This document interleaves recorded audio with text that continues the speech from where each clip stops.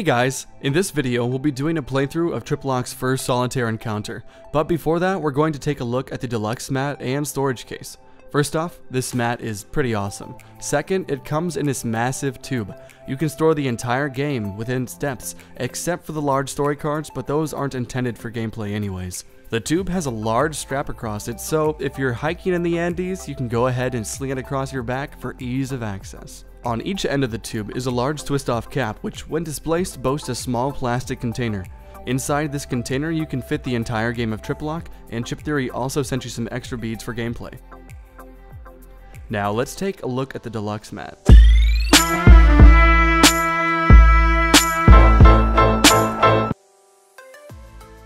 The competitive side of the map includes spaces for completed diagrams, current diagrams, the diagram deck, your characters, everything.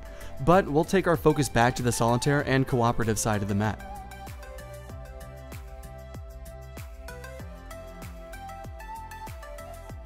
Starting from the top, there's a place to put discarded failsafes, discarded diagrams, royal diagram cards, and completed diagram cards.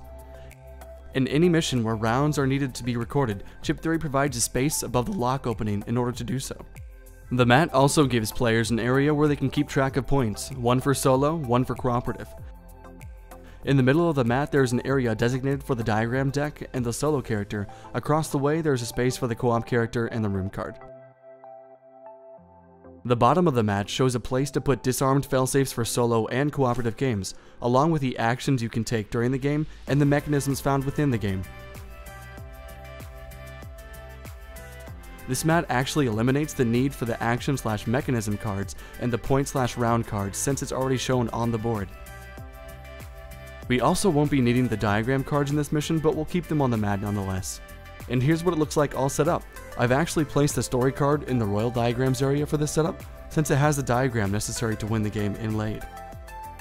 Let's begin the game. In order to solve the lock, we need to assemble the gear, the padlock, and the code, going from left to right. They also all need to be showing, meaning that none of the needed components can be in the hidden mechanism area, also known as the rightmost space. The room will actually go first in the game. First, it will rotate all the mechanism stacks, then it will remove the topmost brown failsafe that is on the hidden mechanism. If no failsafe can be removed on the room's turn, or we fail at a solve attempt, then we lose the game. Alright, it is the room's turn. The room will rotate the mechanisms, then take off the failsafe located in the hidden mechanism area, placing the failsafe in the discard area. It is now my turn. The game has revealed the gear within the hidden mechanism, which is the first mechanism we actually need in our combination. The first thing we do is place our bead. We can either place it to gain points or do an additional action die. We don't need points in this scenario, so we will place it on the additional action die space. We don't receive the additional action this turn, but once it reaches the +1 space next turn, we will. The second thing we do on our turn is roll the 2 action dice. Our white die will allow us to peek at any 2 mechanisms and their failsafes, so we'll do that first. We'll take the top of the middle 2 failsafes to see what they are, then put them back on. So we have the key mechanism in the second space and the push mechanism in the third space. We need gear, padlock, code, so we'll take a look at the mat to see what's on the opposite side of each mechanism. Okay, on the opposite side of the key mechanism is the code mechanism, which we need in the third position in our combination.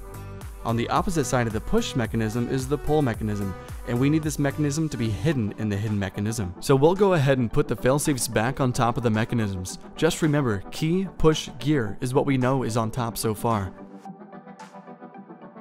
Taking a look at the second action die, we can peek at the hidden mechanism, but then it would flip the stack. We can already see the hidden mechanism, and we need the gear side up of that mechanism, so we will forfeit this action. And this concludes our turn. It is now the room's second turn. The room will rotate the mechanisms and take off the topmost brown failsafe in the hidden mechanism. If there is no failsafe, it will flip the stack over and take that failsafe. Okay, so we have taken off the topmost failsafe in the hidden mechanism, and we will discard the failsafe. This is actually great. The hidden mechanism has revealed the padlock mechanism. Remember, we need gear, padlock, code, so we have the first 2 gears revealed in correct order. We will now take our second turn of the game. First, we move the bead to the second position, and we will get 1 extra action die. We will take this at the end of our turn if we need it. Second, we will roll our 2 action dice. Okay, so we have received the flip 1 mechanism action, and peek at the hidden mechanism action. We will actually forfeit the hidden mechanism action again, as we need the padlock side of the mechanism up. But if you remember correctly, in the first turn we found out that key and push were in places 2 and 3. We have now rotated so they are in positions 1 and 2. On the opposite side of the key mechanism was the code mechanism, and we need that code mechanism side up. So we will flip the mechanism in position 1 so that code side is up. Now we do have an extra action die, but we won't need it this turn, so we will forfeit that as well. Our second turn is now over, and the room will take its turn. The mechanism rotates, and the room takes off the top failsafe in the hidden mechanism. Taking a look at the mechanism, we have the entire combination correct. We just need the room to rotate the room one more time, and we have won the scenario, so we will forfeit our entire turn this round. The room takes its turn, rotating the mechanisms and displacing the top failsafe in the hidden mechanism. And we have won our first scenario. Gear, padlock, code, in that order.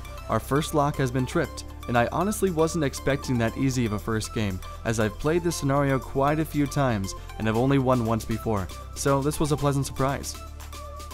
That concludes our first playthrough of Triplock. If you liked the video, feel free to like, comment, and subscribe here on YouTube, or head over to my Patreon account to throw me $1. The more money I make on Patreon, the more videos I can spit out here on YouTube. Thanks for watching, and we'll see you in the next Triplock playthrough.